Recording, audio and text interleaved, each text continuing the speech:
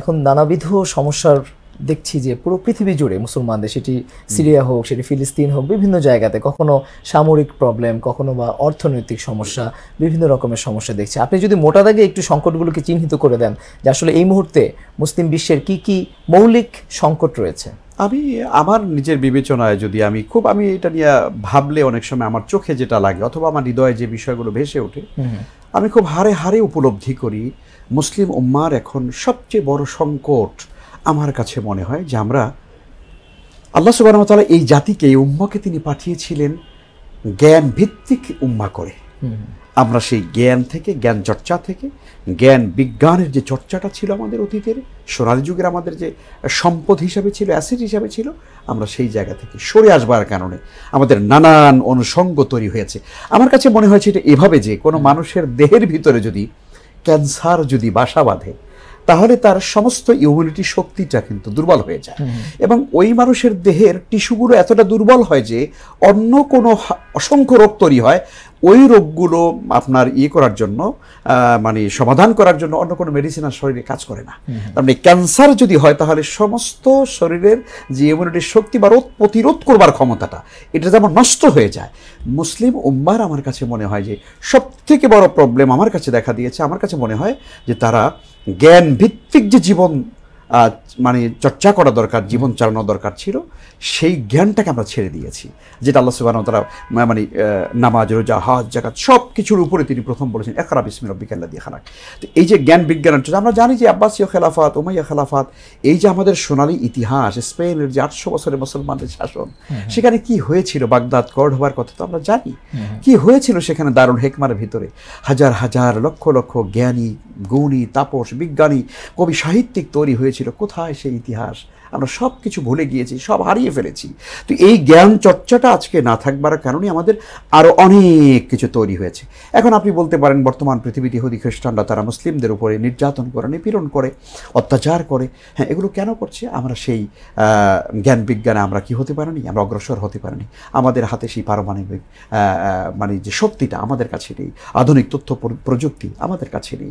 আজকে যদি আপনি সাংবাদিকতাটাও যদি ধরেন, আজকে ইসলামের বিরুদ্ধে, মুসলিম উম্মার বিরুদ্ধে যে প্রোপাগান্ডা চলছে একের পর এক, আমরা তো সেই জায়গাতে সাংবাদিকতার জায়গাতে আমাদের মুসলমানরা সেখানে আমরা পৌঁছাতে পারিনি। তারা যেভাবে সংবাদটাকে পরিবেশন করে গোটা পৃথিবী সেটাই গ্রহণ করে। ফলে আমি দেখতে পাচ্ছি যে আমাদের জ্ঞান চর্চার ওই জায়গাটা দুর্বল হওয়ার কারণে নানান অনুষঙ্গ প্রবলেমগুলো দেখা দিয়েছে, যেগুলো আমরা মুসলমানরা এখন আর কোনোভাবেই আর মানে আমরা সমাধান করতে পারছি না, এটাকে মোকাবেলা করতে পারছি না। তো এই জন্য 1 নম্বর প্রবলেম আমার কাছে জ্ঞানগত। এবং আপনি দেখেন যে ইমাম বুখারী আলাইহির রাহমাত তিনি তার সহিহ বুখারীর মধ্যে কত সুন্দর করে তিনি একটি বাব রচনা করেছেন যে আল ইলমু ক্বাবলা আল কাওলি ওয়াল আমাল। পৃথিবীর সব কিছু বলার আগে এখন আমরা মুসলিম উম্মাহ আলেম ওলামাদের কথা যদি আপনি বলেন, কথা বলি বেশি নাকি আমরা পড়ি বেশি?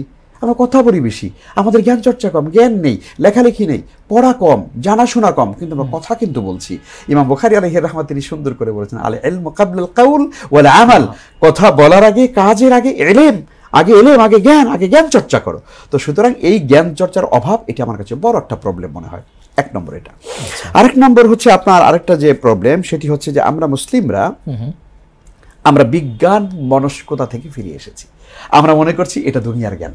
আচ্ছা, আপনি দেখবেন যে একটা সময়ে উপমহাদেশে আমরা কি জ্ঞানকে আসলে ক্লাসিফাই করে ফেলছি কিনা? হ্যাঁ, তা তো অবশ্যই। আপনি তো জানেন যে এখন পৃথিবীতে বা বিশেষ করে আমাদের সাবকন্টিনেন্টে এভাবে বলাই হয় এটা হচ্ছে আধুনিক শিক্ষা, মানে এটা হলো আধুনিক শিক্ষার, এটা হলো ইসলামী শিক্ষা।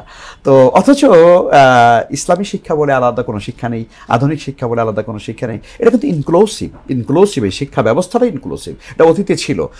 আমরা যেই বিজ্ঞানীদের কথা বলছি, আপনি যদি সেখানে যদি রুমি, জামি, সাদি, খৈয়াম, তাই না, ইবনে সিনা, আল বাত্তানি, আল ফারাবি, আল মাসুদি, আল কারখি, এদের কথা যদি আমরা বলি, তাহলে এরা কি আসলে হাফেজে কোরআন ছিলেন না? অবশ্যই। এরা তো তাফসীর বিদ্যার উপরে প্রচন্ড পারদর্শী ছিলেন, কোরআনে কারিমের উপরে পারদর্শী ছিলেন, ইসলামের প্রত্যেকটা জ্ঞান বিজ্ঞানে তারা কিন্তু অভিজ্ঞ ছিলেন। আবার তারা মহাকাশ বিজ্ঞানী, আবার তারা মানে কেমিস্ট্রির উপরে বড় বিজ্ঞানী, কেউ ফিজিক্সের উপরে বিজ্ঞানী, কেউ আপনার সাইকোলজির উপরে বিজ্ঞানী, কেউ আপনার মহাকাশ নিয়ে গবেষণা করছেন। তাহলে বোঝা গেল ওনারা কিন্তু জ্ঞানকে বিভাজন করেননি।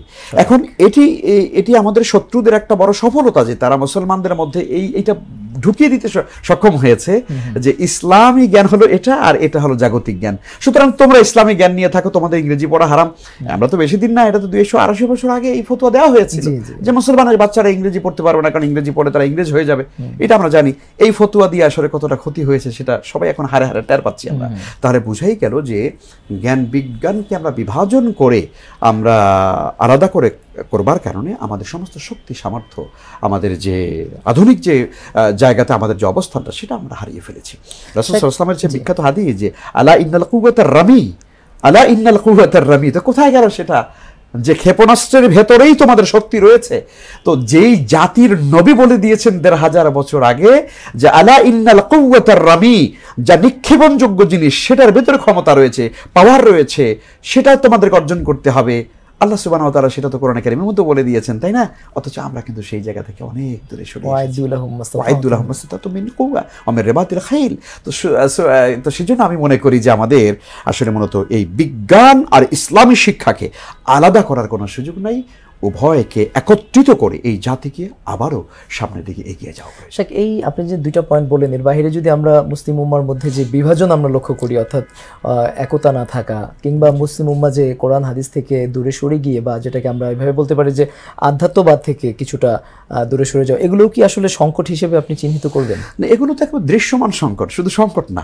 আমরা তো জানি যে আসলে মুসলিম উম্মাহ এই যে খণ্ড বিখণ্ড হয়ে গেছি, আমরা দুর্বল হয়ে গিয়েছি। আল্লাহ তাআলা তো নিজেই বলে দিয়েছেন ওয়াতাদহাবা রিহুকুম, তোমরা যদি ইখতিলাফ করো যে ওয়াইতাসিমু বিহাবলিল্লাহি জামিআন ওয়া লা তাফাররাকু, এরপরে আল্লাহ তাআলা অন্য আয়াতের মধ্যে বলছেন না যে ওয়ালা তানাযাউ ফাতাফশালু ওয়াতাদহাবা রিহুকুম, তোমরা ঝগড়া করো না, বিবাদ করো না, তাহলে তোমাদের কি করে তাদহাবা রিহুকুম, তোমাদের বাতাস চলে যাবে। তো বাতাস চলে যাওয়া মানে কি?